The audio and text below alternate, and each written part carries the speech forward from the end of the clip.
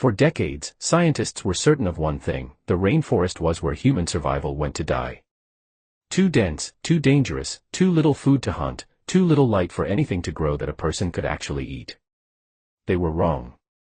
Not by a little. They were wrong by 150,000 years. Picture the place first. West Africa, deep inside what is now Côte d'Ivoire. Not the open grassland you've seen in every documentary about early humans, no herds moving across golden plains, no wide horizon. Just trees, packed so close together that sunlight barely reaches the ground. Vines thick as a wrist. The air thick enough to drink. Every direction looks the same, and every direction can kill you, quietly, with the wrong mushroom, the wrong snake, the wrong step into water that isn't water at all. There is no far-off silhouette of a lion to warn you. In a place like this, the threat is always close, and it is always hidden. For most of the last century, this was considered a dead zone for human history. Anthropologists built an entire timeline of our species around one idea: early humans stuck to open savanna and coastlines, places where you could see danger coming and follow animals across open ground. Rainforests, they assumed, came later, once humans had tools and knowledge sophisticated enough to survive somewhere this hostile. The oldest confirmed evidence of anyone living inside an African rainforest was dated to around 18,000 years ago. That number sat unquestioned for generations, quietly shaping every diagram, every museum exhibit, every textbook page about where we came from. It became one of those facts nobody thought to double-check, the kind that gets copied from one paper into the next until it simply becomes true by repetition. Then a small forgotten site in Côte d'Ivoire, one that had been sitting in storage for 40 years, tore that number apart. Go back to the 1980s. A joint Ivorian-Soviet research team is digging at a place called Bété I. They find something that stops them: layer after layer of stone tools, cutting edges, sharpened picks, buried deep in sediment.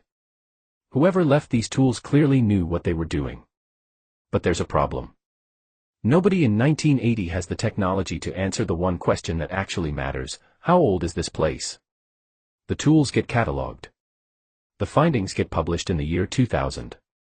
And then, for 2 more decades, the site goes quiet. Not because nobody cared. Because nobody could crack it. Dating something this old, buried in tropical sediment, sitting in a region with almost no comparable sites, is one of the hardest problems in archaeology. You can't just carbon date stone. Carbon dating only works on organic material, and only reaches back roughly 50,000 years before the signal fades into noise. Whatever happened at Bété I was already off that map. You need the layers around the tools to tell the story instead, and reading those layers takes instruments that simply didn't exist yet, buried in a discipline that was still inventing its own rulebook. Fast forward to the 2020s. A new international team, led by researcher Eleanor Scerri, goes back to Bété I with instruments the original excavators could never have dreamed of. Optically stimulated luminescence, a method that measures the last time buried sand grains were exposed to sunlight, essentially asking a single grain of quartz when it last saw daylight before it was sealed underground. Electron spin resonance, a technique that reads radiation damage trapped inside tooth enamel and mineral crystals like a clock that has been quietly running since the moment they were buried. 2 completely independent methods, built on 2 different physical signatures, both aimed at the same layer of sediment where the deepest tools were found. And they agree. 150,000 years. That number alone would have been enough to make headlines. But the researchers weren't finished. A date tells you when. It doesn't tell you where, not really, not the kind of where that actually matters here. A tool could theoretically end up buried in a rainforest layer without the site actually being rainforest at the time, dragged there by water, shifted by centuries of soil movement. So they went looking for the forest itself, the one that existed 150,000 years ago, buried and fossilized in the dirt. They found pollen. Ancient pollen, preserved in the sediment for 150 millennia, waiting to be read. And what that pollen told them changed everything. Almost no grass. Instead, the chemical and botanical signature of a true, dense, wet tropical forest: oil palms, thick canopy species, the kind of plant life that only survives in genuine rainforest, not scattered woodland, not a transitional zone between forest and savanna that a hopeful researcher might squint at and call close enough. This was the real thing. Dense. Wet. Closed canopy. And humans were already living inside it. Here's what makes this discovery land so hard. It isn't just a date getting pushed back. It's an entire model of human survival getting quietly dismantled. For years, the working theory was that our species had one cradle, one kind of landscape that shaped us: savanna, grassland, somewhere you could see for miles and chase prey across open dirt. Humans, in that telling, were fundamentally creatures of open space who only conquered harder environments once they'd already become fully modern, fully equipped, fully human in the way we like to imagine ourselves. Bété I says something different. It says humans weren't waiting to become adaptable. They already were. 150,000 years ago is not a footnote in our species story, it's close to the beginning of it. Homo sapiens themselves are thought to have emerged somewhere around 300,000 years ago, likely not from one single population in one single place, but through groups scattered across different regions and different habitats, occasionally meeting, mixing, trading knowledge, trading genes. A rainforest population in West Africa. A savanna population somewhere else. Coastal groups working an entirely different set of survival problems. If that picture is right, then the rainforest at Bété I wasn't a strange detour our ancestors eventually stumbled into. It was one of the ingredients baked into what a human being actually is from the very start. And it's worth remembering we weren't the only kind of human walking around back then. Neanderthals were still out there, spread across Europe and parts of Asia, superbly adapted to cold, open, temperate landscapes. What they never did, as far as the evidence shows, is push deep into a closed tropical canopy and make it home.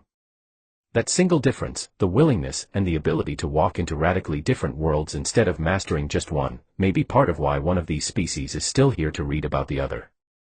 Think about what that kind of environment actually demands. No open sightlines to spot a predator early.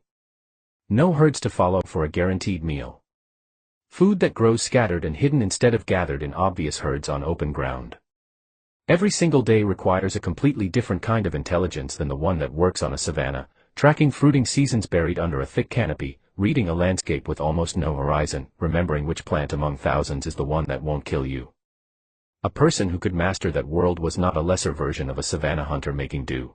They were solving a harder problem, with a completely different toolkit of the mind. And maybe that's the actual headline hiding inside this discovery. Not that one date moved. That the entire idea of a single environment that made us human was probably wrong from the start. What made us who we are wasn't the savanna, and it wasn't the rainforest either. It was the fact that we could be dropped into either one and figure it out. That flexibility, the researchers argue, might be the single trait that let Homo sapiens outlast every other human species that ever existed alongside us. Not raw strength. Not one perfect habitat mastered to perfection. The ability to walk into the one place every assumption said should have killed us, and simply learn how to live there instead. Somewhere underneath a canopy in modern Côte d'Ivoire, a person you will never know the name of once stood in that same tangled, dripping, half-lit world 150,000 years ago, and figured out how to survive it. Not because they were forced there as a last resort. Because that world, too, was simply home. For 40 years, the proof of that sat quietly in storage, waiting for the right question to be asked of it. It took two independent dating methods, one buried layer of ancient pollen, and a research team willing to look again at a site everyone else had already filed away as solved. The number changed from 18,000 to 150,000 in a single study. What it really changed was the shape of the whole story, one where humanity was never built for just one kind of world. It was built to belong in almost any of them.